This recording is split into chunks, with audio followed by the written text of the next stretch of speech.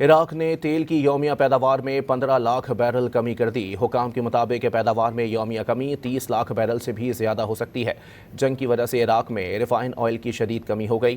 مشرق وسطی بحران کی وجہ سے عراق خام تیل برآمد نہیں کر پا رہا۔ آپ کو بتائیں کہ عراق نے تیل کی یومیہ پیداوار میں 15 لاکھ بیرل کمی کر دی ہے۔ حکام کے مطابق پیداوار میں یومیہ کمی 30 لاکھ بیرل سے بھی زیادہ ہو سکتی ہے۔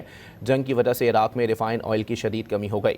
مشرق وسطی بحران کی وجہ سے عراق خام تیل برآمد نہیں کر پا رہا۔ عراق نے تیل کی یومیہ پیداوار میں 15 لاکھ بیرل کمی کر دی ہے۔ آپ کو واضح کرتے چلیں کہ حکام کے مطابق پیداوار میں یومیہ کمی 30 لاکھ بیرل سے بھی زیادہ ہو سکتی ہے۔ جنگ کی وجہ سے عراق میں ریفائن آئل کی شدید کمی ہو گئی۔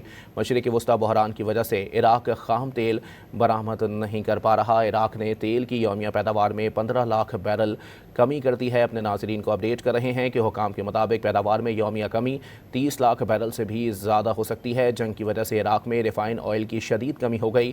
مشرق وسطی بحران کی وجہ سے عراق خام تیل برآمد نہیں کر پا رہا ہے۔ اہم خبر ہے، اپنے ناظرین کو اپڈیٹ کر رہے ہیں کہ عراق نے تیل کی یومیہ پیداوار میں 15 لاکھ بیرل کمی کر دی ہے۔ ساتھ ہی ساتھ آپ کو بتائیں کہ امریکی خام تیل کی قیمت میں $3.5 فی بیرل کا اضافہ ہو گیا ہے۔ امریکی کروڈ آئل کی قیمت $74 فی بیرل تک پہنچ گئی ہے۔ امریکی خام تیل کی قیمت میں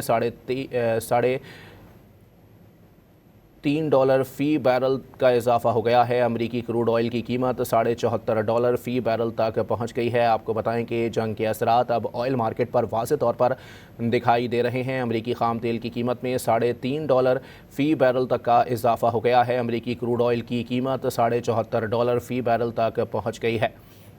اہم خبر ہے، اپنے ناظرین کو اپڈیٹ کر رہے ہیں کہ امریکی خام تیل کی قیمت میں $3.5 فی بیرل کا اضافہ ہو گیا ہے۔